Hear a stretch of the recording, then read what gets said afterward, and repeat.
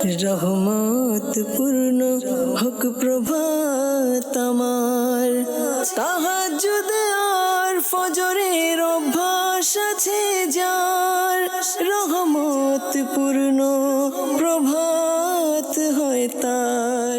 আলহামদুলিল্লাহি রাব্বিল আলামিন ওয়াসসালাতু ওয়াসসালামু আলা সাইয়্যিদিল মুরসালিন, আম্মা বা'দ, ফাআউযু বিল্লাহি মিনাশ শাইতানির রাজীম, বিসমিল্লাহির রহমানির রহিম।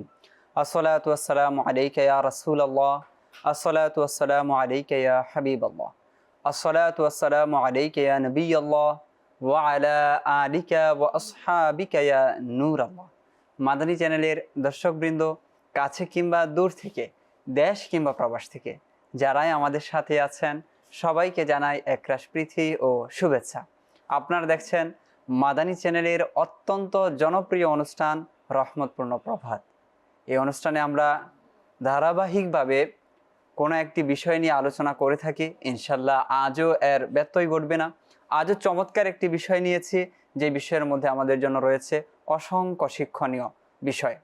আমরা ইনশাল্লাহ বয়ান শ্রবণ করব, আলোচনা শ্রবণ করব। তবে এর পূর্বে আসুন আমরা দুরূদ শরীফের একটি ফজিলত শ্রবণ করে নিই। প্রিয় নবী রসুল আরবি সাল্লাল্লাহু আলাইহি ওয়াসাল্লাম ইরশাদ করেন, মান সাল্লা আলাইয়া বালাগতনি সালাতুহু ওয়া সাল্লাইতু আলাইহি ওয়া কুতিবাত লাহু সিওয়া যালিকা আশরু হাসানাতিন। অর্থাৎ যে ব্যক্তি আমার উপর দুরূদ শরীফ পাঠ করে, তার দুরূদ শরীফ আমার নিকট পৌঁছানো হয় এবং আমিও তার জন্য রবের দরবারে প্রার্থনা করি। এছাড়াও তার জন্য আল্লাহ তাআলার পক্ষ থেকে 10টি রহমত, 10টি নেকি তার জন্য লেখা হয়। সুবহানাল্লাহ। সল্লু আলাল হাবিব সাল্লাল্লাহু তাআলা আলা মুহাম্মদ সাল্লাল্লাহু আলাইহি ওয়াসাল্লাম। এই অনুষ্ঠানে আমরা শুরুতেই কোরআনে পাকের তেলাওয়াত শুনে থাকি, যে তেলাওয়াতের অসংখ্য ফজিলত রয়েছে। আমরা শুরুতেই হামদে বারি তাআলা, রবের জিকির আমরা শুনে থাকি। এরপর কোরআন ও হাদিসের আলোকে আমরা আলোচনা করে থাকি। তো প্রত্যেকটি বিষয় হচ্ছে অত্যন্ত চমৎকার, নেকিপূর্ণ এবং আমাদের আমল নামাকে পরিপূর্ণকারী। তো ইনশাল্লাহ আমরা ধারাবাহিকভাবে আলোচনা শুরব। এই অনুষ্ঠানে যে প্রথম প্যাটার্ন রয়েছে, সেই প্যাটার্ন হচ্ছে কোরআনে পাকের তেলাওয়াতের মাধ্যমে আমরা শুরু করে থাকি। এরপর আমরা হামদে বারি তাআলা শুনবো, যে আমাদেরকে প্রথমত কোরআনে পাকের তেলাওয়াত শুনিয়ে দিন। أعوذ بالله من الشيطان الرجيم. بسم الله الرحمن الرحيم. وسواء عليهم أأنذرتهم أم لم تنذرهم لا يؤمنون. إنما تنذر من اتبع الذكر وخشي الرحمن بالغيب فبشره بمغفرة وأجر كريم. صدق الله العظيم. মাশাআল্লাহ, সুবহানাল্লাহ। আমরা কোরআন পাকের থেকে তেলাওয়াত শ্রবণ করলাম। সূরা ইয়াসিন এর কিছু আয়াত আমরা শুনেছি। সূরা ইয়াসিন এমন একটি সূরা যেটাকে কোরআনের হৃদয় বলা হয়েছে। কেউ যদি এটা একবার পাঠ করে, তাহলে বলা হচ্ছে সেটা নাকি 10 খতম কোরআনে পাকে তেলাওয়াত করলে যে সওয়াব অর্জিত হয়, অনুরূপ সওয়াব পাওয়া যায়। তো চেষ্টা করি, এত বড় সূরা নয় এটি। এবং আমরা যদি দেখি যে আমাদের যারা 1-2 জেনারেশনের পূর্বে যারা ছিল, অর্থাৎ আমাদের দাদি, আমাদের মা, আমাদের ফুফু, তারা সকালে উঠেই কোরআনে পাকের তেলাওয়াত করতেন। তো এই অভ্যাসটা যদি আমরা করতে পারি, আমাদের ঘরের মধ্যে বরকত আসবে। ঝগড়া, ফেসাদ, বিভিন্ন ধরনের যে আমাদের অভিযোগ, আশা করা যায় সেই অভিযোগগুলো আর থাকবে না। কারণ আল্লাহ পাকের রহমত, কোরআনে পাক যেখানে আছে, তেলাওয়াত যেখানে হয়, সেখানে শান্তিপূর্ণ হয়, শান্তিময় হয়। তো আল্লাহ পাক আমাদেরকে কোরআনে পাক তেলাওয়াত করার তৌফিক দান করুন। জি, এই মুহূর্তে আমরা হামদে বারি তাআলা শুনব। রবের জিকির, রবের প্রশংসা, রবের নিকট প্রার্থনা। আমরা যারা আছি টেলিভিশনের মাধ্যমে, আমরা যারা জয়েন হয়েছি, বা সোশ্যাল মিডিয়ার মাধ্যমে, আমরা মনোযোগ সহকারে ধ্যানে আমরা কালাম শুনব, যে এখানে যা বলা হচ্ছে সেটা যেন আমিই বলছি, ওইরকম একটা আমাদের মধ্যে আমরা কাইফিয়ত, আমাদের অবস্থা একটা তৈরি করবো ইনশাআল্লাহুল কারীম। যে আমাদের সাথে আমাদের বাড়িতে আলা শোনানোর জন্য স্টুডিওতে ইতিমধ্যে উপস্থিত হয়েছেন আমাদের শোয়েব আত্তারি ভাই। জি শোয়েব, আমাদেরকে আমাদের বাড়িতে আলা শুনিয়ে দিন। صلوا على الحبيب صلى الله تعالى على محمد صلى الله تعالى عليه وآله وسلم صلى الله عليك يا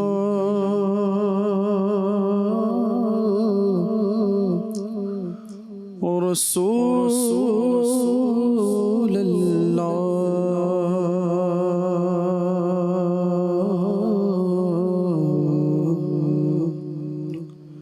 وسلم عليك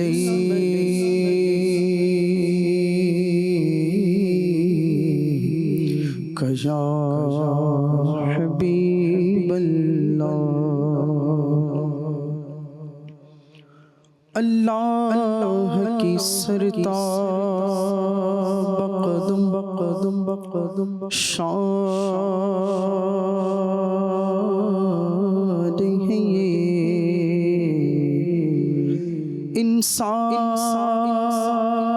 انسان نہیں انسان وہ انسان ہے انسان نہیں انسان وہ انسان ہے یہ اور قرآن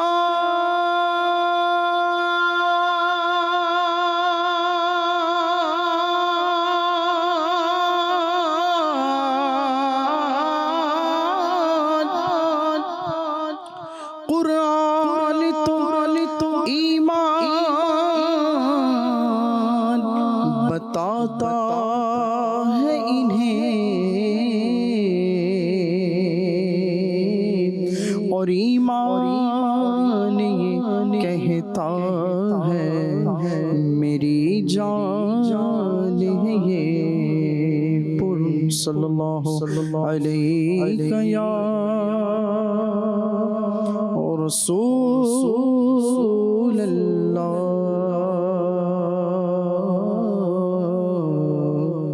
وسلم علیک یا حبیب اللہ یا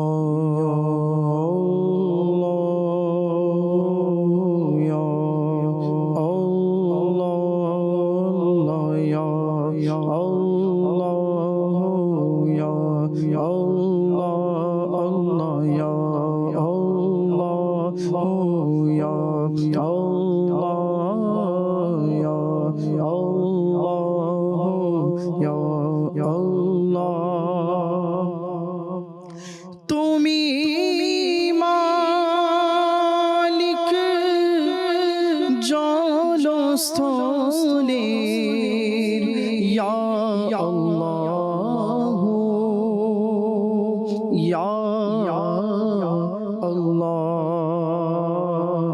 تمہیں خالق جین و منوبیر یا اللہ یا اللہ یا اللہ یا اللہ اللہ یا اللہ یا اللہ তুমি অনন্ত তুমি অনাদি খোদা তুমি সর্বজ্ঞানী তুমি অনন্ত তুমি অনাদি খোদা তুমি সর্বজ্ঞানী তোমারি সত্তা ঊর্ধ্বে সকলের ইয়া আল্লাহ ইয়া আল্লাহ আল্লাহ ইয়া আল্লাহ ইয়া আল্লাহ আল্লাহ ইয়া আল্লাহ ইয়া আল্লাহ রাতে প্রহর যখন কেটে পাখিরাই জিকির শোনায় রাতে প্রহর যখন কেটে যায় পাখিরাই জিকির শোনায় জিকির পবন আর প্রভাতের ইয়া আল্লাহ ইয়া আল্লাহ ইয়া আল্লাহ ইয়া আল্লাহ আল্লাহ ইয়া আল্লাহ ইয়া আল্লাহ পানি অভাব যখন ভবে রিমঝিম রিমঝিম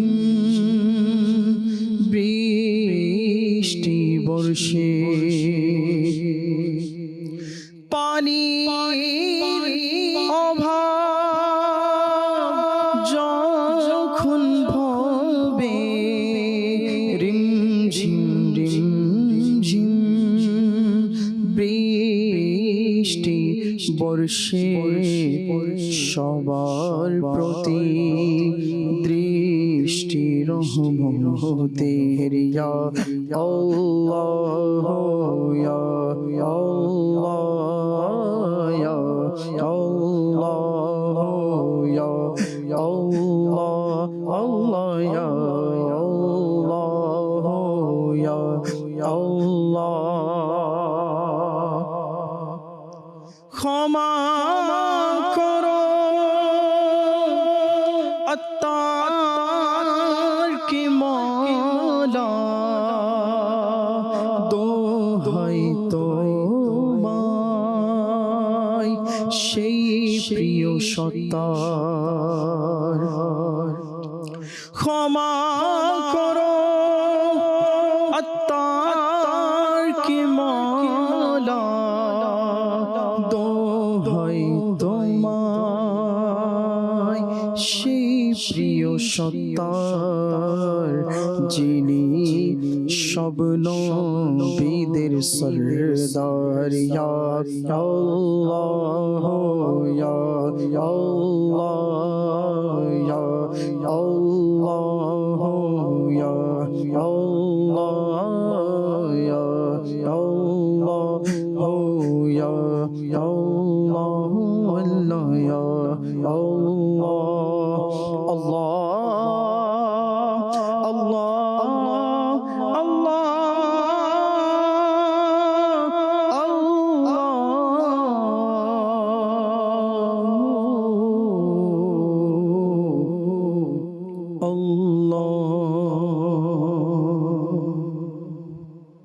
আল্লাহ তাআলার দরবারে প্রার্থনা। তো এই যে বিষয়গুলো রয়েছে অন্তরের মধ্যে এক ধরনের প্রশান্তি নিয়ে আসে। আমরা অনেকেই প্রশান্তি খুঁজতে চাই যে আসলে কিসের মধ্যে প্রশান্তি রয়েছে। আল্লাহ তাআলার জিকিরের মধ্যে প্রশান্তি রয়েছে। তো আমরা যদি সকালে উঠে নামাজ আদায় করে কোরআন তেলাওয়াত করি এবং কিছুক্ষণ জিকিরের ধ্যানে মগ্ন থাকি, তো এই বিষয়গুলো আপনাকে আত্মিক প্রশান্তি দেবে। যেই প্রশান্তির জন্য অনেক সময় মানুষ অনেক কিছু করে, বিভিন্ন জায়গায় সফর করে, স্থান পরিবর্তন করে। তো আল্লাহ তাআলা আমাদের চাইলে আরও সহজভাবে আমরা এটা কি করতে পারি, নিতে পারি। আল্লাহ তাআলা আমাদেরকে তৌফিক দান করুন।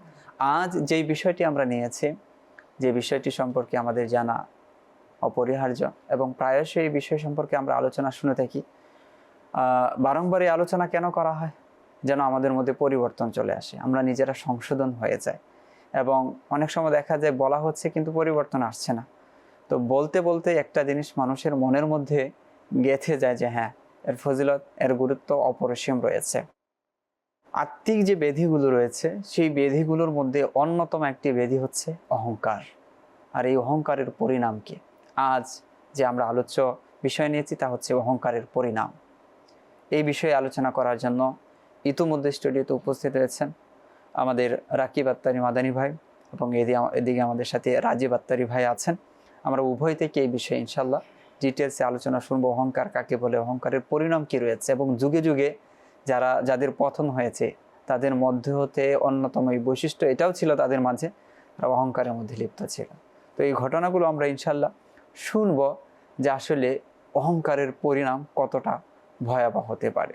আমরা শয়তান সম্পর্কে জানি, শয়তান বিতাড়িত হয়েছে এবং আল্লাহ তাআলার নিকট আমরা প্রার্থনা করি আউযু বিল্লাহি মিনাশ শাইতানির রাজিম, আল্লাহ আমি আপনার নিকট প্রার্থনা করছি শয়তানের রাজিম অর্থাৎ বিতাড়িত শয়তান থেকে।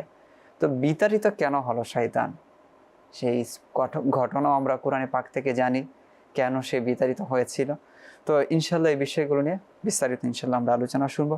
প্রথমত রাকিব আত্তারি ভাইয়ের কাছে যাব, অহংকার কি রয়েছে এবং অহংকারের কি ভয়াবহ পরিণাম রয়েছে, এই বিষয়টা যদি আমাদের একটু তুলে ধরতেন। আজকের রহমতপূর্ণ প্রভাত অনুষ্ঠানের খুবই গুরুত্বপূর্ণ একটি টপিক, অহংকারের পরিণতি। জি, আসলে অহংকার যে বিষয়টি রয়েছে এটি একটি ব্যক্তি, একটি পরিবার, একটি সমাজের জন্য জানা খুবই অপরিহার্য। জি, এবং এর পরিণাম কি রয়েছে, এর ভয়াবহ শাস্তি কি রয়েছে, এবং এ থেকে মুক্তি লাভ আমাদের জন্য কেন জরুরি, এবং এ থেকে একজন ব্যক্তি যদি মুক্তি হতে পারে তাহলে এর জন্য কি সুসংবাদ রয়েছে এবং এর কি কি লক্ষণাদিও রয়েছে। অহংকার আসলে এমন একটি জিনিস যেটি মানুষের ঈমান ও আমলকে আসলে ধীরে ধীরে ধ্বংসের দিকে নিয়ে যায়। একটি মানুষ পাহাড় সম পরিমাণই যদি তার নেক আমল থাকে বা তার ভালো কাজ থাকে, কিন্তু যদি তার সাথে অহংকার জিনিসটিও থাকে তাহলে তার সেই ভালো কাজকেও সে ধ্বংস করে দিবে। বলা হয় যে অহংকার হচ্ছে সব পাপের কাজের মূল, এটা থেকেই পাপ কাজ শুরু হয়। আমরা যদি দেখি যে সৃষ্টির শুরুতে যে পাপটি হয়েছিল সেটি কিন্তু কোনো চুরি হয়নি, কোনো ডাকাতি হয়নি, কোনো খুনি হয়নি, বরং সেটি হয়েছিল অহংকারের মাধ্যমে। আর সেই অহংকারের কারণেই ইবলিস শয়তান হাজার বছর ইবাদত গুজার থাকা সত্ত্বেও সে বিতাড়িত হয়েছে, অভিশপ্ত হয়েছে এবং জাহান্নামের অধিকারী হয়েছে, জাহান্নামের আযাবের হকদার হয়েছে। আজ দুর্ভাগ্যবশত আসলে আমাদের মাঝে অজান্তেই কেন জানি এই অহংকারের সাথে আমরা জড়িয়ে গেছি। কেউ বা অহংকার করছে টাকা পয়সার কারণে, কেউ বা অহংকার করছে তার সৌন্দর্যের কারণে, কেউ বা অহংকার করছে তার শারীরিক শক্তির কারণে, কেউ বা অহংকার করছে তার ক্ষমতার গরমের কারণে, অন্যকে মানুষই মনে করছে না, কেউ বা অহংকার করছে তার উচ্চশিক্ষার কারণে, কেউ বা অহংকার করছে বংশের কারণে, অথবা কেউ অহংকার করছে তার ইলমের কারণে, কেউ বা অহংকার করছে তার ইবাদতের কারণে, যে সে অন্যের থেকে একটু ভালো ইবাদত করছে, হ্যাঁ, নিজেকে অন্যদের তুলনায় একটু ভালো গুনাহ থেকে সেফ রাখে, এজন্য নিজেকে বড় মনে করে, ইবাদত গুজার মনে করে। তো এইসব বিষয়ের কারণে আসলে মানুষ নিজেকে বড় মনে করে, অন্যকে ছোট মনে করে। তো যারা এই অহংকারের সাথে জড়িত হয়ে পড়ে, যারা অহংকার করে, তাদের ভয়াবহ শাস্তি হাদিসে পাকে আমরা দেখতে পাই। আমরা যদি হাদিসে পাকের আলোকে দেখি যে অহংকার কাকে বলে, হাদিসে পাকটা বলার চেষ্টা করব। রাসূল করিম সাল্লাল্লাহু আলাইহি ওয়াসাল্লাম ইরশাদ করেছেন, লা ইয়াদখুলুল জান্নাতা মান কানা ফি কলবিহি মিসকালু যাররাতিন মিন কিবরিন, যার অন্তরে অনুপরিমাণ অহংকার থাকবে সে জান্নাতে প্রবেশ করবে না। আল্লাহ। ফাকালা রজুলুন, একজন ব্যক্তি বলল যে ইন্নার রজুলা ইউহিব্বু আইয়াকুনা সাওবুহু হাসানান ওয়া না'লুহু হাসানাতান, একজন ব্যক্তি সে চায় তার পোশাক সুন্দর হোক, তার জুতা সুন্দর হোক, এতেও কি অহংকার? তখন রাসূল করিম সাল্লাল্লাহু আলাইহি ওয়াসাল্লাম বলেন, ইন্নাল্লাহা জামিলুন ইউহিব্বুল জামালা, নিশ্চয়ই আল্লাহ পাক সুন্দর এবং তিনি সুন্দরকে পছন্দ করেন। তারপর তিনি বললেন যে আল কিবরু, অহংকার কি? অহংকার হচ্ছে বাতারুল হাক্কি, সত্যকে প্রত্যাখ্যান করা, অগমতুন নাস, এবং মানুষকে খাটো নজরে দেখা বা ছোট নজরে দেখা, তুচ্ছতাচ্ছিল্য করা। আচ্ছা, সৃষ্টির শুরুতে যে পাপ কাজটি হয়েছিল বা আল্লাহ পাকের যে অবাধ্যতা হয়েছিল সেটি কি ছিল? অহংকার, যেটি আমাদের কিতাবের পাতায় আমাদেরকে বারবার এই বিষয়টি মনে করিয়ে দেয়। এই যে আপনি শুরুতে বলেছিলেন যে শয়তানের রাজিম, যখন আল্লাহ পাক হযরত আদম আলাইহিস সালামকে সৃষ্টি করলেন এবং আদম আলাইহিস সালামকে সৃষ্টি সম্পন্ন করলেন, তখন সমস্ত ফেরেশতাদেরকে নির্দেশ দিলেন সিজদা করার, ইবলিসকেও নির্দেশ দিলেন, কারণ ইবলিসকে তো বলা হয়েছিল মুআল্লিমুল মালাইকা, কারণ ইবলিস তার ইলম এবং ইবাদতের কারণে তাকে মুআল্লিমুল মালাইকা পর্যন্ত বলা হয়েছে। সমস্ত ফেরেশতারা সিজদা করলো ইল্লা ইবলিস, কিন্তু ইবলিস করলো না।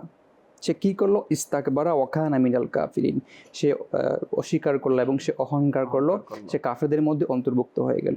আল্লাহ পাক তখন বলেন, হে ইবলিস, যাকে আমি স্বয়ং সৃষ্টি করেছি তাকে সেজদা করতে তোমার কিসের বাধা দিয়েছে? তোমাকে, তোমার নিষেধ কিসের? আস্তাকবারতা আম কুনতা মিনাল আলিন, তুমি কি অহংকার করছো নাকি তুমি তার থেকে নিজেকে মর্যাদাপূর্ণ মনে করছো? তখন সে শয়তান বলে, কলা আনা খায়রুম মিনহু, আমি তার থেকে উত্তম। কেন উত্তম? খলাকতানি মিন নারিন, আপনি আমাকে আগুন দিয়ে সৃষ্টি করেছেন, ওয়া খলাকতাহু মিন তিন, এবং তাকে মাটি দ্বারা সৃষ্টি করেছেন। এই যে নিজেকে বড় মনা শুরু হয়ে গেল, কারণ সে ভাবলো যে আগুনের সৃষ্টি আমি উত্তম, সে তো মাটির সৃষ্টি, সে আমার থেকে ছোট। আচ্ছা, এর পরিণাম কি হলো? এর পরিণাম আল্লাহ পাক বলছেন, ক্বালা ফাখরুজ মিনহা ফাইন্নাকা রাজিম, আল্লাহ পাক বললেন তুমি এখান থেকে বের হয়ে যাও, তুমি হচ্ছো বিতাড়িত। আচ্ছা, বিতাড়িত কত সময় পর্যন্ত? ওয়া ইন্নাকা আলাইকা লাআনাতি ইলা ইয়াউমিদ্দিন, আল্লাহ পাক বললেন যে তোমার উপর আমার লানত এটা কিয়ামত পর্যন্ত থাকবে।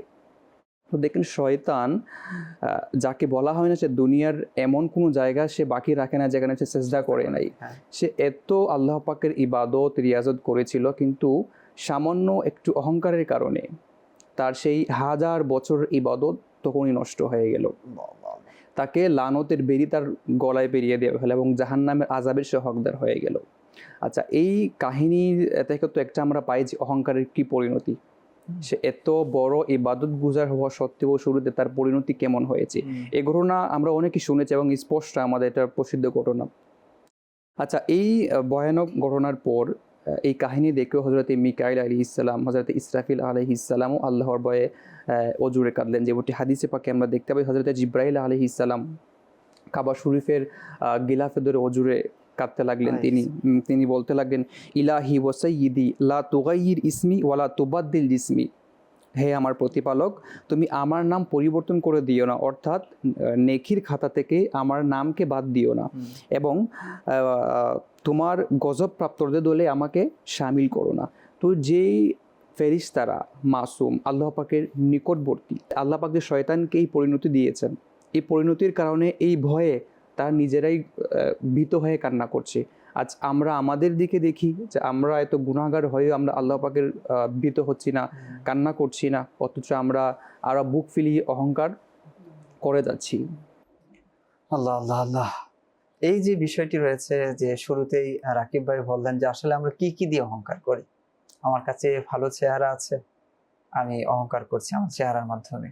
আমার কাছে ইবাদত বেশি আছে, অন্যকে গনাই ধরছি না যে তো জাহান্নামী ডাইরেক্ট, মানে তার প্রতি আমার চিন্তা ভাবনা এরকম, আমি জান্নাত উপার্জন করে নিয়েছি আর সে জাহান্নামে যাবে, এই চিন্তা ভাবনা থাকে। এলেম আমার কাছে বেশি আছে, দুনিয়া সম্পর্কে কি বুঝে, হ্যাঁ, এই বিষয়ে তার কি জ্ঞান আছে। এমনকি মা বাবাকে আমরা তুচ্ছতাচ্ছিল্য পর্যন্ত করি যে মডার্ন যুগে আপনি কি বুঝেন বাবা, মা আপনি কি বুঝেন। এই যে জ্ঞান রয়েছে, জ্ঞান আল্লাহ তাআলার পক্ষ থেকে এসেছে। সৌন্দর্য এটা আল্লাহ তাআলা দিয়েছে, আমার আপনার কোনো কামালিয়ত নেই সৌন্দর্যের মধ্যে। ভালো কণ্ঠকে আমি তৈরি করে নিয়ে এসেছি, আল্লাহ তাআলা দিয়েছেন, আমার কোনো এখানে কোনো কামালিয়ত আছে। এই যে জ্ঞান রয়েছে, মস্তিষ্ক নিয়ে তো অনেকেই পৃথিবীতে এসেছে, প্রত্যেকটা মানুষ মস্তিষ্ক নিয়ে এসেছে। তো সকলে তো লেখাপড়ার সুযোগও পায়নি, আবার অনেকে করেছে কিন্তু ওই পর্যন্ত পৌঁছাতে পারেনি। তো এই রাস্তাটা কে তৈরি করে দিয়েছে? আল্লাহ তাআলা দিয়েছে। এবং এই জন্যই বলা হয় যে ইন্নামাল ইলমু ইনদাল্লাহ, ইলম আল্লাহ তাআলার নিকট এবং আল্লাহ তাআলার পক্ষ থেকে বান্দা এটা পেয়ে থাকে। তো আমি আপনি কেন অহংকার করতে যাব? আল্লাহ তাআলা দিয়েছেন, শুকরিয়া আদায় করে আমরা বিনয়ী হয়ে যাই। বিনয়ের মধ্যেই শ্রেষ্ঠত্ব রয়েছে। যে বিনয়ী হয় আল্লাহ তাআলা তাকে উপরে পৌঁছে দেন, তাকে তার পদমর্যাদা বাড়িয়ে দেন। এই অহংকারটা আসলে একটা জ্ঞানের স্বল্পতার কারণে হতে পারে। কারণ যারা প্রকৃত জ্ঞানী হয় তাদের মধ্যে অহংকার স্বভাবটি থাকে না, তাদের মধ্যে বিনয়ী স্বভাবটি থাকে। বলা হয় না যে যত বেশি জ্ঞানী হয় তার মধ্যে তত বেশি বিনয়ী এবং নম্র জিনিসটি আসে। আজ আমরা যে এই জিনিসগুলোর কারণে অহংকার করছি, আমরা আসলে বারবার এটি ভুলে যাচ্ছি যে এই জিনিসগুলা আমাদেরকে আল্লাহ পাক দিয়েছেন। যে আমার নিজের কামাই করা অর্জিত, এটি যদি আমরা মনে করি তাহলে অহংকার আমাদের মধ্যে আসবে। আমাদেরকে মনে করতে হবে আল্লাহ পাক দিয়েছেন এবং যে কোনো সময় আল্লাহ পাক আমার কাছ থেকে এটা নিয়ে আমাকে নিঃস্ব করে দিতে পারেন। খুবই চমৎকার বলেছেন। এবং যে বিষয়টার দিকে যাচ্ছি সেটা হচ্ছে যে এই যে বিষয়গুলো শয়তানের ছিল, শয়তান অত্যন্ত সুদর্শন ছিল, হ্যাঁ, তার চেহারা খুবই চমৎকার ছিল, হ্যাঁ, এলেমের দিক থেকে সে কতটা অগ্রগামী ছিল যে আল্লাহ তাআলা ফেরেশতাদের শিক্ষক বানিয়ে দিল। এবং তার ইবাদতের ক্ষেত্রে এটা আমরা যদি দেখি যে পুরো জমিন ও আসমান সে সেজদা করেছে, কিন্তু কি হয়েছে? ধ্বংস হয়ে গেছে। এবং শেষে আল্লাহ তাআলা আমাদেরকে বলে দিয়েছেন, ইন্না ইবাদি লাইসা লাকা আলাইহিম সুলতানুন, যে আমার বান্দা যারা আছে শয়তান, তাদের উপর তোমার কোনো কর্তৃত্ব চলবে না। এখন কর্তৃত্ব কাদের উপর চলবে? যে যারা তোমাকে অনুসরণ করবে। ইন্না ইবাদি লাইসা লাকা আলাইহিম সুলতানুন ইল্লা মানিত্তাবাআকা মিনাল গাবিন ওয়া ইন্না জাহান্নামা লামাউইদুহুম আজমাইন, যে যারা অহংকার বশত সীমা লঙ্ঘন করে তোমার অনুসরণ করবে, ইন্না জাহান্নামা লামাউইদুহুম আজমাইন, যে জাহান্নাম তাদের প্রত্যেকের জন্য অবধারিত, তাদের ঠিকানা হচ্ছে জাহান্নাম। আর সেই জাহান্নাম কি হবে? লাহা সাবআতু আবওয়াব লিকুল্লি বাবিম মিনহুম জুজউম মাকসুম, যে সেই জাহান্নামের 7টি দরজা রয়েছে, সেখান থেকে তাদের অংশ থাকবে। তো এই যে বিষয়গুলো রয়েছে, আমরা একটু নিজেদেরকে পরিমাপ করি, একটু নিজেকে তুলনা করি যে আমার মাঝে সেই বিষয়টা কি আছে। আমি কি নিজের আকলের গোড়া দৌড়াচ্ছি? যে শয়তান যেভাবে বলেছিল যে তোমাকে কোন জিনিসটি বাধা দিয়েছে সেজদা করার থেকে, যেখানে আমি তোমাকে অনুমতি দিয়েছি। ক্বালা আনা খায়রুম মিনহু, যে আমি তার থেকে উত্তম। কিভাবে উত্তম? খলাকতানি মিন নার, যে তুমি তো আমাকে আগুন থেকে সৃষ্টি করেছো, আর আগুনের কাজ হচ্ছে উপরে যাওয়া, আর জমিন যদি দেখি সে তো নিচে। হ্যাঁ, খলাকতাহু মিন তিন, তাকে তুমি মাটি থেকে সৃষ্টি করেছো। আকলের গোড়া দৌড়েছে, সে যুক্তি দেখিয়েছে। আল্লাহ তাআলার হুকুম যখন চলে আসবে, সেখানে যুক্তি চলে না। হ্যাঁ, আপনি আমি, আল্লাহ তাআলা ইচ্ছা করেই আমার আগে আমার মা বাবাকে পাঠিয়েছে, তাই না? তো তাদের মাধ্যমে আমি পৃথিবীতে এসেছি। এখন যদি বলি তো আমি তো জ্ঞানী বেশি রয়েছে, আল্লাহ তাআলা হুকুম দিয়েছে তাদেরকে মানতে হবে সব ক্ষেত্রে, এটা কেন হবে? বা যদি দেখি মুরব্বী যারা রয়েছে, বয়স্ক যারা রয়েছে, তাদেরকে কেন মান্য করব? আমি তো আমি। আল্লাহ তাআলা তাদেরকে আগে পাঠিয়েছেন, এটা আল্লাহ তাআলার ইচ্ছা। বয়স্ক যারা রয়েছে তাদেরকে সম্মান করতে হবে, এটা শরীয়তের বিধান। তো সেইখানে আমরা কখনো আকলের গোড়া দৌড়াবো না, অন্যথায় শয়তান যে পথে চলেছে আমরা সেই পথের অনুসারী হয়ে যাব। আল্লাহ তাআলা আমাদেরকে বোঝার তৌফিক দান করুক। এদিকে আমাদের সাথে আছেন রাজীব ভাই। রাজীব ভাইয়ের কাছ থেকেও কিছু শুনবো, যে অহংকারের যে পরিণাম আমরা শুনলাম, শয়তান কিভাবে মারদুদ হলো, কিভাবে বিতাড়িত হলো, এবং কিয়ামত পর্যন্ত সেই লাআনতের হকদার হয়ে গেল। আরো কিছু বিষয় যদি আপনি এখানে অ্যাড করতেন। বিসমিল্লাহির রহমানির রহিম। আজকের যে টপিক সেটা হচ্ছে অহংকার। জি। আর অহংকার এমন জিনিসটা যেটা হচ্ছে বর্তমান সমাজে অহরহ পাওয়া যায় মানুষের মধ্যে। আর অহংকার এমন এক ধরনের রোগ ব্যাধি যা মানুষের, যারা কি আগে বলেছেন আমাদের, যে যদি দুনিয়ার জীবনে মানুষের কোনো রোগ হয় তো তার পরিণাম কি রয়েছে? সে অসুস্থ হবে, শেষ কী হবে? সে মারা যাবে। কিন্তু যদি কেউ অহংকার করে বসে আর জীবনকে এভাবে চালিয়ে যায়, তাহলে তার জীবন তো শেষ হবে, মৃত্যু তো আসবেই, কিন্তু মৃত্যুর পর যে জীবন রয়েছে আখিরাত, সেটা তো ধ্বংস করে ফেলবে। তো মানুষ এমন কিছু জিনিস রয়েছে যার কারণে মানুষ অহংকার করে বসে। তো এই সম্পর্কে আমি বলবো যে 8টি এমন জিনিস রয়েছে যে জিনিসে মানুষেরা বেশিরভাগ অহংকার করে থাকে। আচ্ছা, 8টি পয়েন্ট। 1 নম্বর হচ্ছে ইলিম। মানুষ যখন ইলিম অর্জন করে ফেলে, সে দুনিয়া হোক বা দিনই হোক, যে দিনই ইলিম অর্জন করে ফেলবে আর আসলে সে বা আলিমে দিন হবে, তার মধ্যে বিনয়ী প্রকাশ পাবে। আর সে যদি শিক্ষা এই জন্য অর্জন করেছে যে মানুষ আমার দিয়ে ধাবিত হবে আর আমি একটা ভাব নিয়ে থাকবো, অহংকার নিয়ে থাকবো, তো সে তো ধ্বংস হয়ে যাবে। দুনিয়া ডিগ্রি অর্জন করে অনেক মানুষ কি করে? অহংকার করে বসে। তো ইলিম অর্জন করার মাধ্যমে কেউ যদি বলে আমি আলিম, বলুন তো সে নিজেকে ধ্বংস করলো, যে নিজেকে আলিম বলল। তো উলামায়ে কেরাম চমৎকার বলেন যে মান কানা আনা আলিমুন ফাহুয়া জাহিলুন। জি জি, যে এই কথা বলে যে আমি আলিম, হ্যাঁ, এটা তো ক্ষেত্র বিশেষ ভিন্ন রকম হতে পারে। তো এইভাবে যদি কেউ বলে মান কালা আনা আলিমুন, আমি আলিম রয়েছে, তো তার ব্যাপারে বলা হচ্ছে ফাহুয়া জাহিলুন। কেননা আলিম ব্যক্তি কখনো এটা বলবেই না যে আমি আলিম রয়েছি, আমার তো এই মাকামে মর্যাদা রয়েছে। তো বুঝতে হবে সে হচ্ছে প্রকৃত জাহিল, অজ্ঞ। জি, ঠিক। এটা প্রথম গেল স্টেপ। সেকেন্ড হচ্ছে আমল, ইবাদত। অর্থাৎ মানুষ যখন আমল বেশি করে নেয় তো অন্যকে তুচ্ছ মনে করে। একটি ঘটনা এমন হচ্ছে, একজন বাবা সন্তান অনেক নেককার ছিল, তারা কোথাও গেল, যাওয়ার পরে এক মুসাফির খানায় তারা আশ্রয় নিল। নেওয়ার পরে তাহাজ্জুদের সময় যখন আসলো, তখন বাবা উঠলো, সন্তান উঠলো, নামাজ পড়লো। নামাজ পড়ার পরে সন্তান বলতে লাগলো, বাবা এই কেমন লোকজন, আমার নামাজ পড়ছি আর এরাও ঘুমাচ্ছে। তো বাবা কেমন ইলিমের অধিকারী ছিলেন যে বাবা বলল যে ভালো হতো যদি তুমিও ঘুমিয়ে থাকতা। সন্তান বলল, কেন বাবা? বলো, তুমি যদি জাগ্রত না হতা তো তুমি নেক আমল তো করে নিয়েছো, তাহাজ্জুদ গুজার তো হয়ে গিয়েছো, কিন্তু তাহাজ্জুদের নামাজ পড়ে তুমি নিজেকে ভালো মনে করে অন্যকে তুমি তুচ্ছ মনে করা শুরু করে দিয়েছো। হ্যাঁ। এটা ভালো হতো যে তুমি নাই জাগ্রত হতে, নাই উঠতা। সুবহানাল্লাহ। এটা হচ্ছে আমলের দিক থেকে। 3 নম্বর হচ্ছে সম্পদ দিক থেকে। মানুষ যখন সম্পদ বেশি অর্জন করে ফেলে তো গরিব তার নিকট মানে পোকামাকড় মনে হয় বা তুচ্ছ মনে হয়, এমন অবস্থা। মানুষ সম্পদের অহংকার অনেক বেশি করে ফেলে। আসলে দুনিয়ার জীবনে মানুষ ইলিম থেকে দূরে থাকার কারণে এই ধারণা মানে গেঁথে নিয়েছে যে টাকা পয়সা আছে আমি শ্রেষ্ঠ, গরিবের কোনো প্রয়োজন নেই। বরঞ্চ সে যে ঘরে থাকে সে গরিবই বহন করে সে ঘরটা নির্মাণ করেছে, গরিব আছে। যদি আমরা ইতিহাসে দেখি যে কারণ যে ছিল এ কিন্তু অনেক সম্পদশালী ছিল, অনেক বেশি সম্পদদার ছিল। তার অবনতি হওয়ার একটি এটাও মাধ্যম আছে যে তার মধ্যে অহংকার চলে আসছিল। আর অহংকার এমন চলে আসছিল যে মুসা আলী সাল্লাম যখন তাকে জাকাতের জন্য বললেন তো সে ভাবলো যে আমার অনেক সম্পদ অর্জন করেছি অনেক, তো মুসা আলী সাল্লাম এই সম্পদকে নেওয়ার জন্য উনি জাকাতের বিষয় নিয়ে এসেছেন, চাপিয়ে দিয়েছেন। কিন্তু আল্লাহর পানা আল্লাহ এটা হুকুম দিয়েছে বিধায় উনি এটা করেছে। এটা নিয়ে সে অনেক ধরনের ষড়যন্ত্র মুসা আলী সাল্লামের সাথে করতে লাগলো, কিন্তু তার শেষ পরিণতি কি হলো? সে ধ্বংস হলো। আর তার সম্পদের পরিমাণ এমন ছিল, মনে হয় না এখন এরকম সম্পদ কারো কাছে পাওয়া যাবে। বলা হয়ে থাকে তার প্রায় 70টি এমন গাড়ি ছিল, উট বহনকারী ছিল, যারা শুধুমাত্র তার যে খাজানা, যার সম্পদ ছিল, এর যে চাবি ছিল, এটাকে বহন করার জন্য এত উট সে নিয়ে হাঁটতো, সে যদি কোথাও যেত।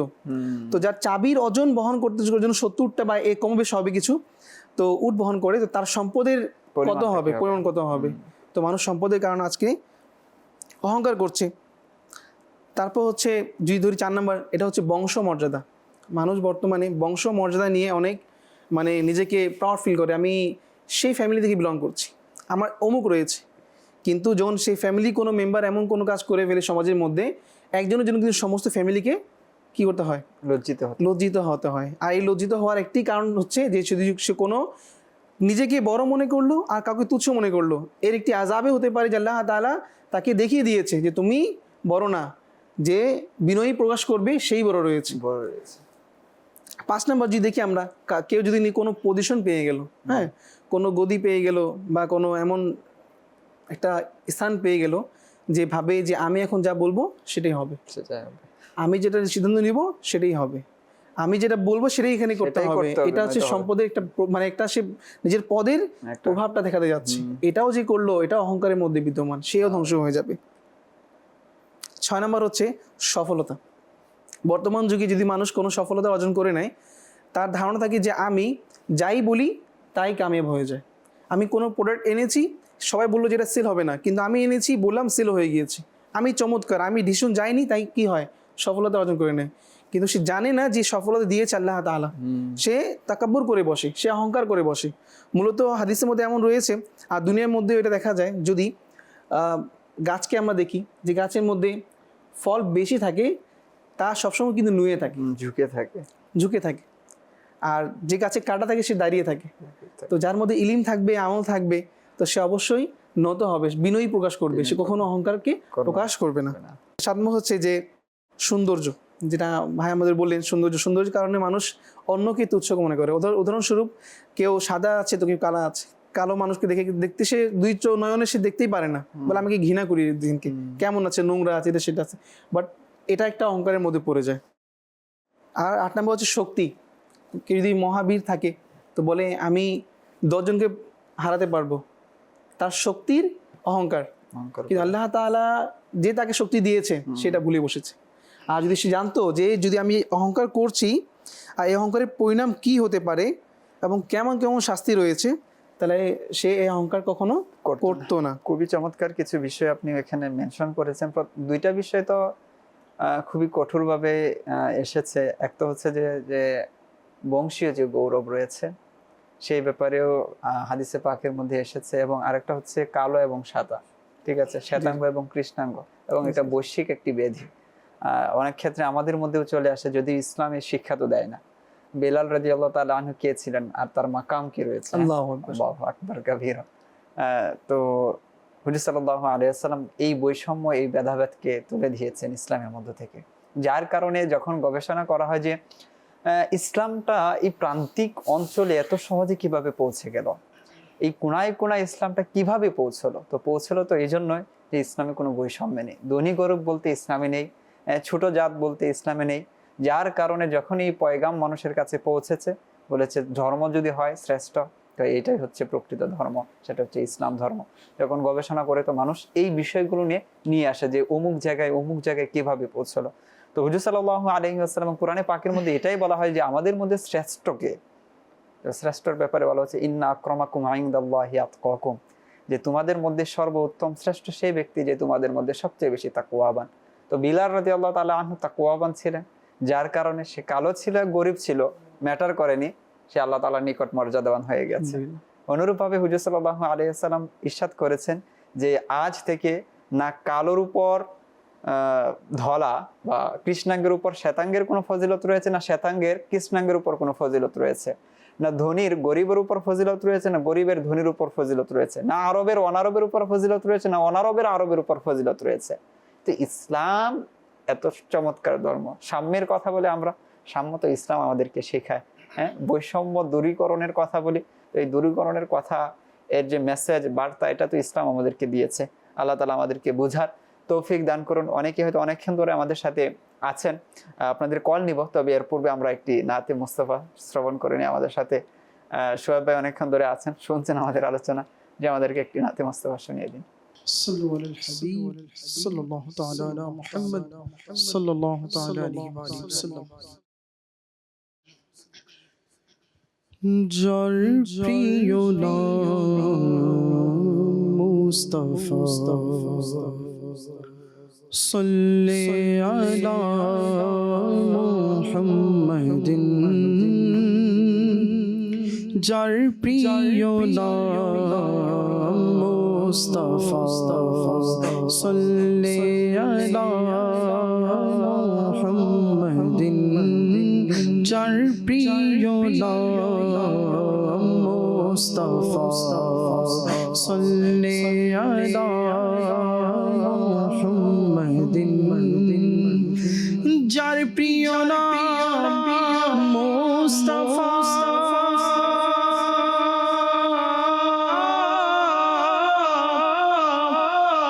যার প্রিয় নাম মুস্তাফা সাল্লি আলা মুহাম্মাদিন সাল্লি আলা মুহাম্মাদিন, তারি তোরে পেলাম খোদা সাল্লি আলা মুহাম্মাদিন, তারি তোরে পেলাম খোদা সাল্লি আলা মুহাম্মাদিন,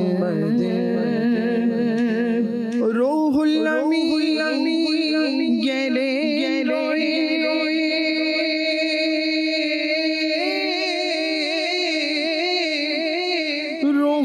রূহুল আমিন গেলে নবী গেলে আরশ পানে, নবী গেলে আরশ পানে, আরশে আযম দিল সারা সাল্লি আলা মুহাম্মাদিন, আরশে আযম দিল সারা সাল্লি আলা মুহাম্মাদিন, যার প্রিয় নাম মুস্তাফা সাল্লি আলা মুহাম্মাদিন, বিপদ তাহার দূর হয়েছে,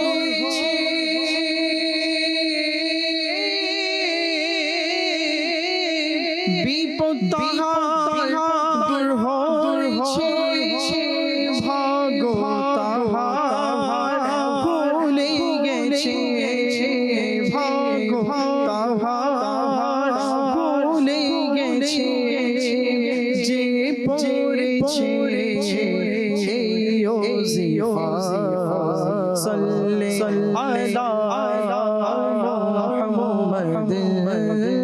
যে পড়েছে ওজিফা সাল্লি আলা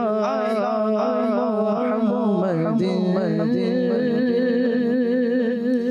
যখন ফেরেশতা কবরে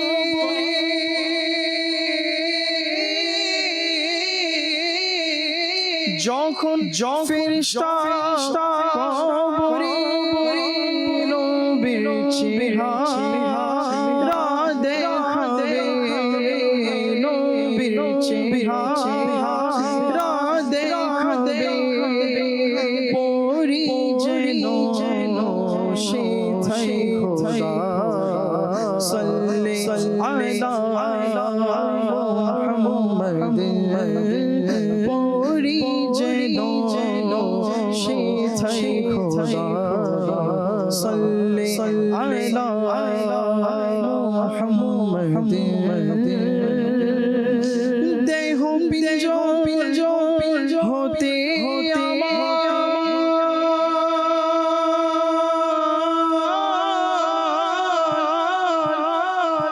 দেহ পিঞ্জর হতে আমার আত্মা যখন নেবে বিদায় আত্মা যখন নেবে বিদায় মুখে যেন থাকে খোদা সাল্লি আলা মুহাম্মাদ মুখে যেন থাকে খোদা সাল্লি আলা মুহাম্মাদ যার প্রিয় নাম মুস্তাফা সাল্লি আলা মুহাম্মাদ এমন রোগী যার নে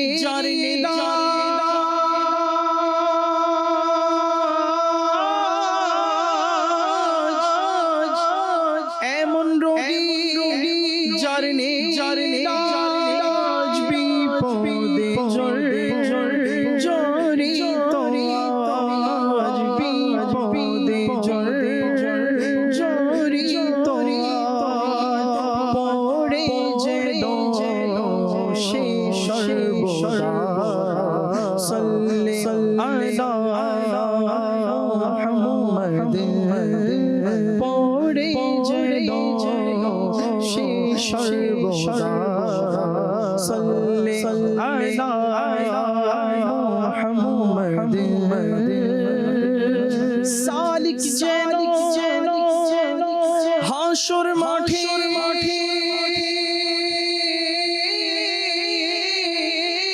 সালিক যেন হাসর মাঠে প্রিয় নবী চরণ ধরে প্রিয় নবী চরণ ধরে বলে যেন সেথায় খোদা সাল্লি আলা মুহাম্মাদ বলে যেন সেথায় খোদা সাল্লি আলা মুহাম্মাদ যার প্রিয় নাম মুস্তাফা সাল্লি আলা মুহাম্মাদ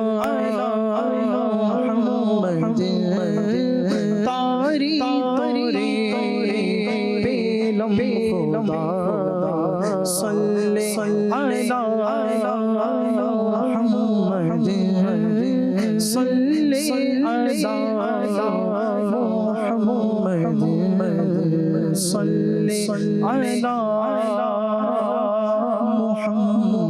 মুহাম্মাদিন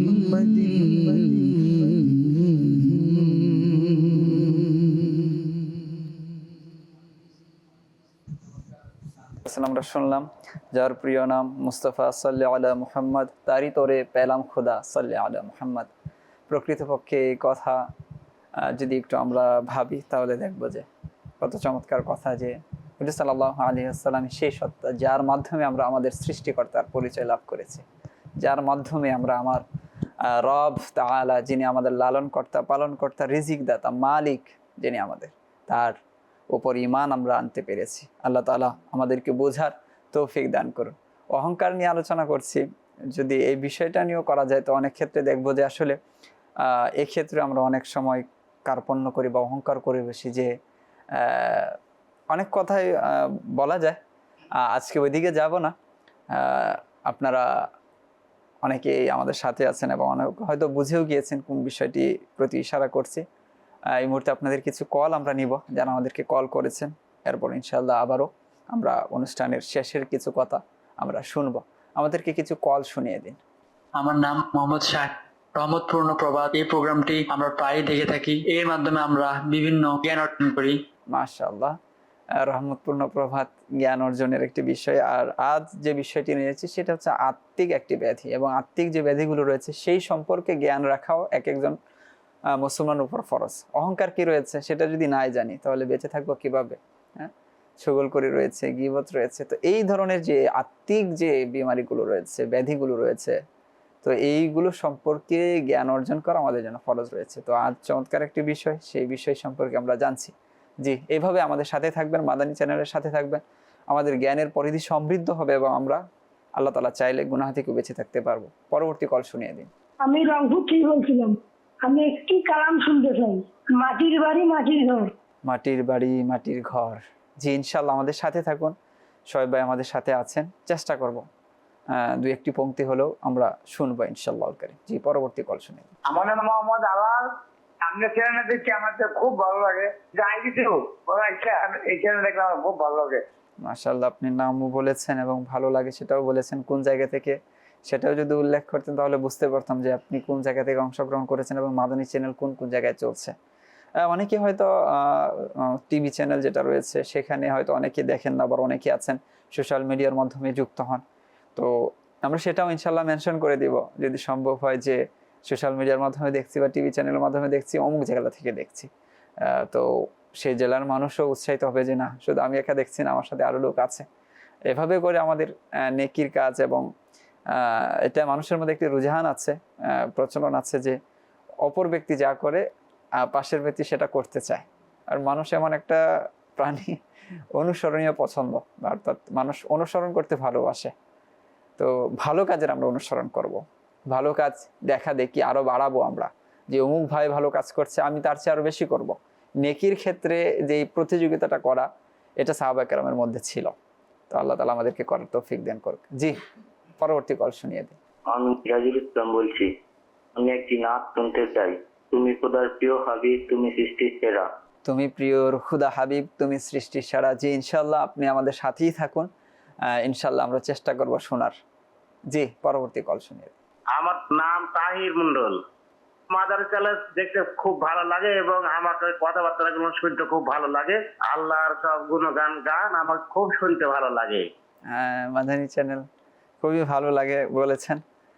এই ভালো লাগার বিষয়টিকে আরো ছড়িয়ে দিতে হবে, আরো মানুষ যেন জানে, শুনে, দেখে। ভালো বিষয় কেন ছড়াবো না?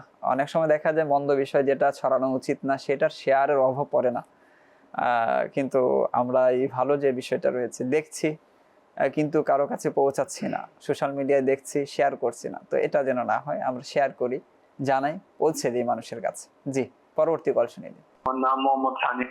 রহমতপূর্ণ প্রভাব দেখতে আমার খুব ভালো লাগে। এসেছি নবী তোমার দ্বারে, দিদার তবু দাও না মোরে। এই কালামটি শুনিয়ে দিলে খুশি হব। জি, খুবই চমৎকার একটি কালাম সর্বশেষ আপনি আবদার করেছেন, ফরমাইশ করেছেন আমাদেরকে। ইনশাআল্লাহ আমাদের সাথে থাকুন, ইনশাআল্লাহ আমরা চেষ্টা করব যেই কালামগুলোর কথা আপনারা বলেছেন সেগুলো থেকে কয়েক লাইন আমরা শুনবো ইনশাআল্লাহুল কারীম। যে আমরা আলোচনা শুনছিলাম অহংকারের পরিণাম, এর কি ভয়াবহতা রয়েছে, কি কি ঘটতে পারে এবং কি কি পৃথিবীতে ঘটেছে। অসংখ্য ঘটনা তো রয়েছে এবং দু একটি ঘটনা আমরা শুনলামও, যে আরো কিছু মাদানী ফল এই বিষয়ে আমরা নিব। জি রাকিব ভাই, আর কি আমাদের দর্শকদের উদ্দেশ্যে বলবেন?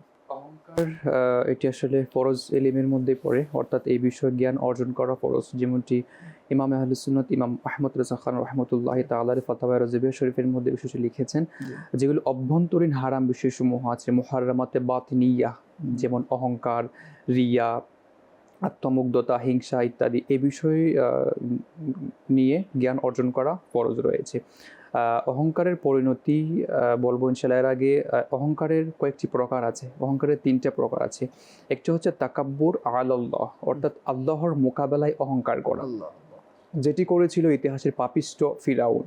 সে নিজেকে বলেছিল আনা রব্বুকুমুল আ'লা, যে আমি তোমাদের সবচেয়ে বড় রব। সে নিজেকে উপাস্য, নিজেকে রব দাবি করেছিল। আর তাকে হেদায়েতের জন্য আল্লাহ পাক হযরতে মূসা আলাইহিস সালাম এবং হযরতে হারুন আলাইহিস সালামকে পাঠিয়েছিলেন, কিন্তু সে তাদেরকে অহংকার বশত মিথ্যা প্রতিপন্ন করেছিল। এর পরিণতিতে আল্লাহ পাক তাকে এবং তার বাহিনীকে লোহিত সাগরে ডুবে মেরেছিলেন। দ্বিতীয় প্রকার হচ্ছে তাকাব্বুর আলার রসুল, সেটি মূর্খতা, হিংসা বা শত্রুতা বশত কোনো রসুলকে, আল্লাহ পাকের কোনো নবীকে, কোনো রসুলকে অনুসরণ না করা বা অবাধ্যতা করা। যেমন মক্কার কাফেররা রাসূল করিম সাল্লাল্লাহু আলাইহি ওয়াসাল্লামকে বলেছিল যে, অহংকার বশত বলেছিল যে ইনি কি সেই ব্যক্তি যাকে আল্লাহ পাক রসুল বানিয়ে পাঠিয়েছেন। হ্যাঁ, যে বিষয়টা দিয়েছে যে তিনি কিভাবে রসুল হতে পারেন, তিনি তো বাজারে যান, তিনি তো আমাদের মতো খাবার খান। এমনকি এই বিষয়টি এখনো পর্যন্ত পাওয়া যায় যে উনি ওই বৈশিষ্ট্যের অধিকারী কিভাবে হতে পারেন, তিনি তো আমাদের মতো বিবাহ করেছেন, শাদী করেছেন। তো এই যে কম্পেয়ারটা করা হুজুর সাল্লাল্লাহু আলাইহি ওয়াসাল্লামের সাথে, তো এটা ওই অমুসলিমদের এই কাজ ছিল। জি জি, এমনকি তারা এরকমও বলেছিল যে কোরআন কি কোনো মক্কার নেতা বা তায়েফের কোনো নেতা, প্রভাবশালী নেতার উপর কি অবতীর্ণ হতে পারতো না, ওনার উপর অবতীর্ণ হয়েছে। নাউযুবিল্লাহ। তো এই যে তাকাব্বুর আলাল্লাহ, এটা সরাসরি কুফরি, এবং তাকাব্বুর আলার রসুল, এটাও মূলত কুফরিরই মধ্যেই পড়ে। তৃতীয় হচ্ছে তাকাব্বুর আলাল ইবাদ, যেটি হচ্ছে আল্লাহ পাকের কোনো সৃষ্টির সাথে, বান্দার সাথে অহংকার করা, নিজেকে বড় মনে করা এবং অন্যকে ছোট মনে করা, তুচ্ছতাচ্ছিল্য করা। যদিও তাকাব্বুর আলাল্লাহ এবং তাকাব্বুর আলার রসুল এই দুইটা থেকে এটি ছোট, কিন্তু এটারও খুবই বড় অপরাধ এবং কবিরা গুনাহের মধ্যে এটি পড়ে। এবং গাজ্জালী রহমতুল্লাহ তাআলা আসলে খুবই সুন্দরভাবে একটি উদাহরণ দিয়ে আমাদেরকে বুঝিয়েছেন যে তাকাব্বুর জিনিসটি। উনি বলেছেন যে, ধরেন যে একটি গোলাম বা একজন চাকর যদি তার রাজার অনুমতি ছাড়া রাজার রাজমুকুটটি সে মাথায় পরে নেয়, সে এবং রাজ সিংহাসনে বসে পড়ে, তাহলে সে কি কঠিন শাস্তির যোগ্য হবে না? মানে রাজাকে তাকে শাস্তি দেবেন না? রাজার কি মনে হবে?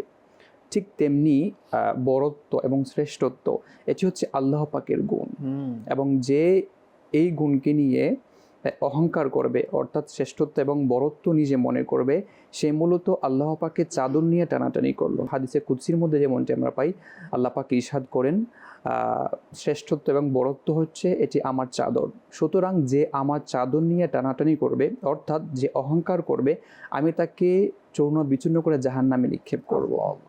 এটি হচ্ছে কি অহংকারের পরিণতি। যেমন একটি চাদর দুইটা ব্যক্তি গায়ে দিতে পারে না, ঠিক তেমনি শ্রেষ্ঠত্ব এটি আল্লাহ পাকের গুণ, আর এই গুণের অধিকারী, এই গুণের ভাগ বসানো অন্য কোনো সৃষ্টির অধিকারী হতে পারে না।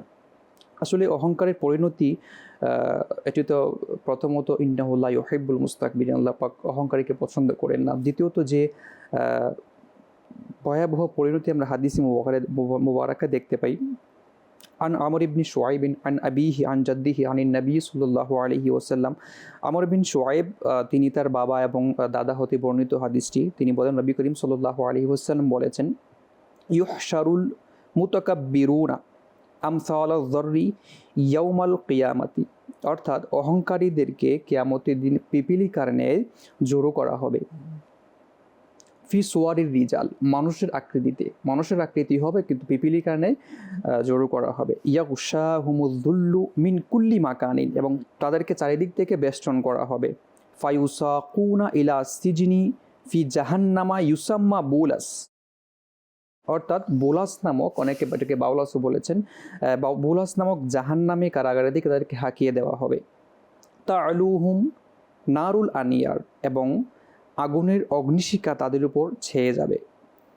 ইউসকাউনা মিন উসারাতি আহলিন নারি তিনাতিল খাবাল, এবং তাদেরকে জাহান্নামীদের দেহ থেকে নির্গত রক্তপুঁজ তাদেরকে খাওয়ানো হবে।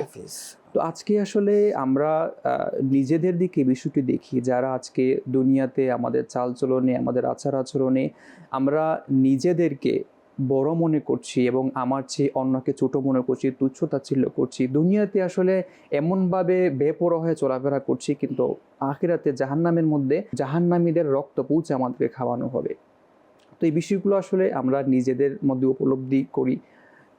আরও আসলে হাদিসে পাকের মধ্যে আরও ভয়াবহ শাস্তির কথা বলা হয়েছে। একটা হাদিসে পাক বলার চেষ্টা করব যে কিয়ামতের দিন তোমাদের মধ্যে আমার সবচেয়ে, রাসূল করিম সাল্লাল্লাহু আলাইহি ওয়াসাল্লাম বলছেন, কিয়ামতের দিন তোমাদের মধ্যে সবচেয়ে আমার প্রিয় এবং আমার মজলিসের সবচেয়ে কাছাকাছি সেই ব্যক্তি হবে যার চরিত্র সুন্দর, এবং সেই ব্যক্তি সবচেয়ে আমার ঘৃণিত এবং আমার মজলিস থেকে দূরে হবে যে আজে বাজে কথা বলে এবং যে অনর্থক কথা বাড়িয়ে বলে।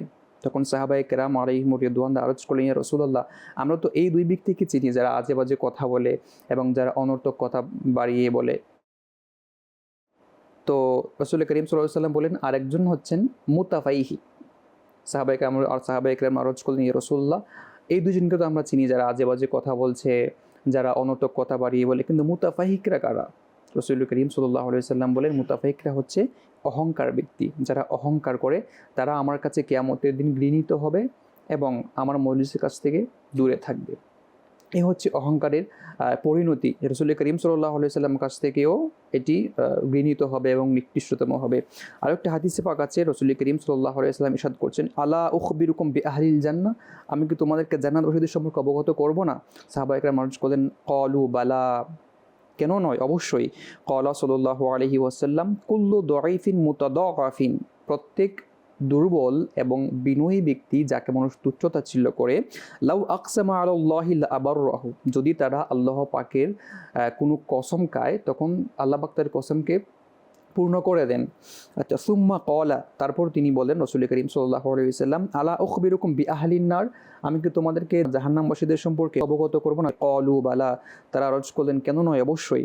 ক্বালা, রাসূল করিম সাল্লাল্লাহু আলাইহি ওয়াসাল্লাম বললেন, জাহান্নামবাসীরা কারা? কুল্লু উতুল্লিন জাওয়াজিন মুস্তাকবিরিন, অর্থাৎ তারা হবে অত্যাচারী, দাম্ভিক এবং অহংকারী লোক, তাই হবে জাহান্নামী। তো এরকমভাবে যদি আমরা দেখি যে যাদের ভিতরে অহংকার থাকে তারা জাহান্নামী এবং তাদের শাস্তি আমরা দেখতে পাই। আচ্ছা, যারা অহংকার থেকে মুক্ত থাকে, যারা অহংকার মুক্ত জীবন গড়ে, তাদের কি ফজিলত হাদিসে মুবারাকে বর্ণিত রয়েছে, হাদিসে পাকে এসেছে যে ব্যক্তির রূহ ওই অবস্থায় তার দেহ থেকে ত্যাগ করলো এবং ওই সময় সে তিনটা জিনিস থেকে বিরত থাকে, তাহলে দাখালুল জান্নাহ, সে জান্নাতে প্রবেশ করবে। একটা হচ্ছে মিনাল কিবিরি, অহংকার, একটা হচ্ছে গুলুল, এবং একটা হচ্ছে দাইন, অহংকার, খিয়ানত এবং ঋণ। যে ওই তিনটা জিনিস থেকে বিরত থাকবে তখন সে জান্নাতে প্রবেশ করবে। দেখেন, এই ঋণ, এই অহংকার এবং খিয়ানত, এই তিনটা জিনিস যার মধ্যে থাকবে তাহলে সে জান্নাতে প্রবেশ করবে না। তাহলে অহংকার এমন একটি জিনিস যেটি জান্নাতে যাওয়ারও বাধা হয়ে দাঁড়াবে। তাহলে এই জিনিসগুলো আসলে আমরা আমাদের নিজেদের মধ্যে উপলব্ধি করি যে কি শাস্তি রয়েছে, কি ফজিলত রয়েছে। যদি আমরা অহংকার থেকে মুক্ত থাকতে পারি তাহলে জান্নাতের পথ আমাদের জন্য সহজ হবে। আর যদি আমার মধ্যে অহংকার জিনিসটি থাকে তাহলে এই ভয়াবহ শাস্তি আমার নিতে হবে। আল্লাহ, খুবই চমৎকার কিছু হাদিসে পাকের কিছু উপমা, সবকিছু চমৎকারভাবে তুলে ধরা হয়েছে। নবী সাল্লাল্লাহু আলাইহি ওয়াসাল্লাম এটাকে খুবই অপছন্দ করেছেন এবং জাহান্নামে হাঁকিয়ে নেওয়া হবে, জাহান্নামে তাদের কি বক্ষণ করতে হবে এবং হাসরের ময়দানে এত মানুষের মধ্যে কি আকৃতিতে তাদেরকে উঠানো হবে, এত বড় নিজেকে মনে করছে আর পিপিলিকার আকৃতিতে উঠানো হবে। তো বোঝা উচিত যে আসলে লাঞ্ছনাটা কি পরিমাণ, কি ধরনের হতে পারে। আল্লাহ পাক আমাদেরকে বোঝার তৌফিক দান করুন। শোয়েব ভাইয়ের কাছে যাব, সংক্ষিপ্তভাবে যে ফরমাইশগুলো করা হয়েছিল সংক্ষিপ্তভাবে আমাদেরকে একটু শুনিয়ে দিন। এরপর ইনশাআল্লাহ রাজীব ভাইয়ের কাছ থেকে শেষ কিছু কথা শুনবো।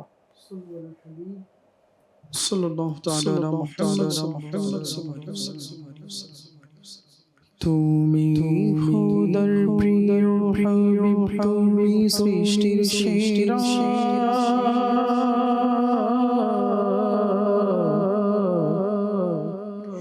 তুমি খোদার প্রিয় হাবিব, তুমি সৃষ্টির সেরা, তোমার তরে সৃজন আসমান জমিন গ্রহ তারা, তোমার তরে সৃজন আসমান জমিন গ্রহ তারা, তুমি খোদার প্রিয় হাবিব, তুমি সৃষ্টির সেরা, তুমি খোদার প্রিয় হাবিব, তুমি সৃষ্টির সেরা। তোমার তরে সৃজন আসমান জমিন গ্রহ তারা, হাজির है दरे दौलत पे गदा सरकार, तवज्जो फरमाए सरकार, तवज्जो फरमाए। मोहताज नजर है हाल मेरा, मोहताज नजर है हाल मेरा सरकार, तवज्जो फरमाए सरकार, तवज्जो फरमाए। मैं कब आने के काबिल था, मैं कब आने के काबिल था, रहमत ने यहाँ तक पहुँचाया। सरकार पे तन मन जान फिदा, सरकार पे तन मन जान फिदा सरकार, तवज्जो फरमाए सरकार, तवज्जो फरमाए। माटिर घर घर माटिर बाड़ी, माटिर হবে বিছানা, আসছো একা যাবে একা, সঙ্গে কেহ যাবে না। ডানে মাটি বামে মাটি,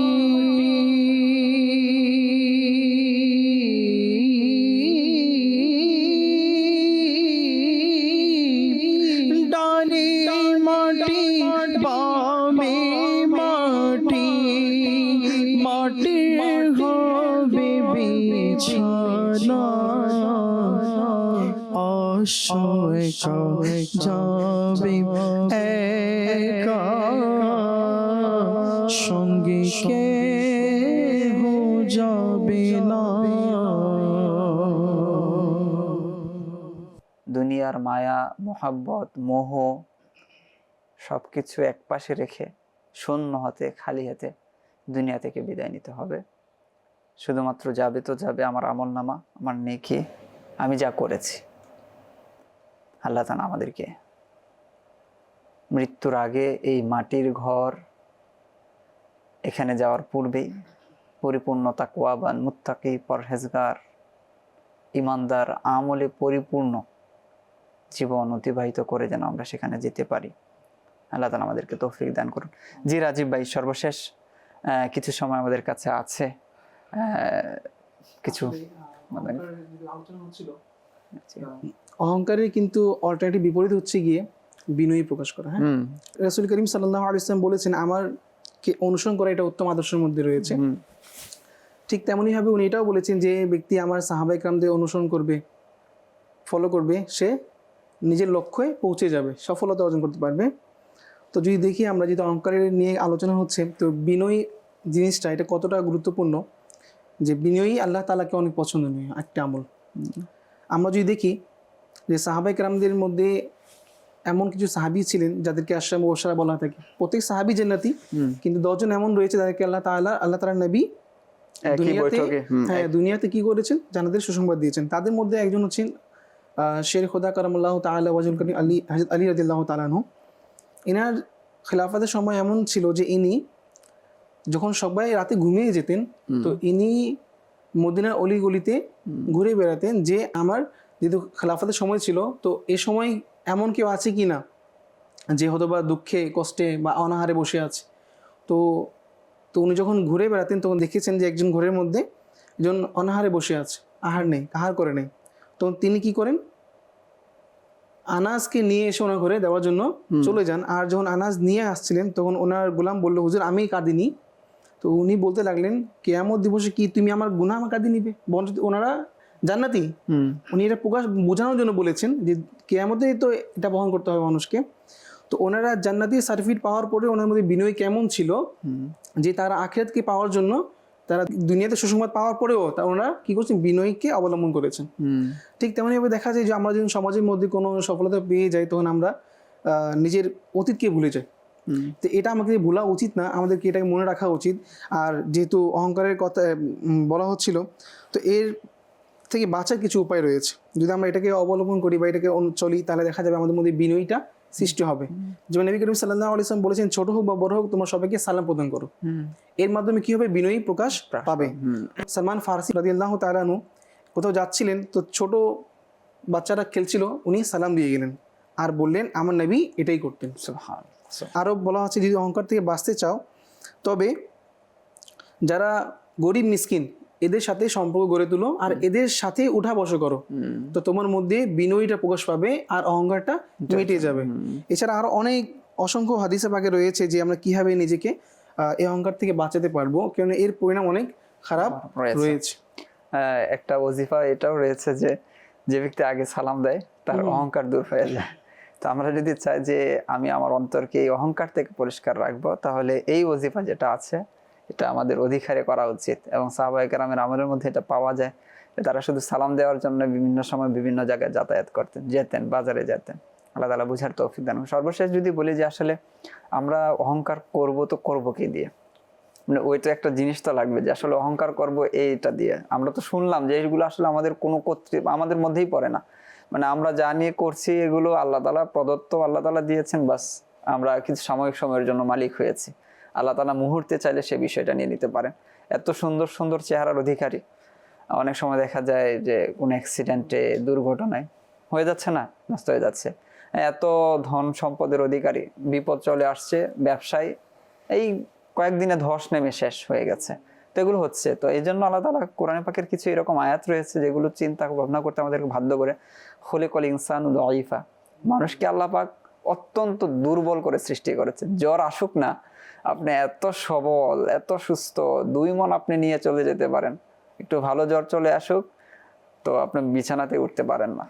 তো যে কতটা দুর্বল এটা আমাদের বুঝে আসে তখন যখন আমরা অসুস্থ হয়ে যাই। আর সর্বশেষ ছোট্ট একটি ঘটনার মাধ্যমে শেষ করবো যে আসলে কত ভয়াবহ এটার পরিণাম। ওই বনী ইসরাইলের এক ব্যক্তি আল্লাহওয়ালা ছিল, তাকে সবাই আল্লাহর ওলি বলে জানতেন।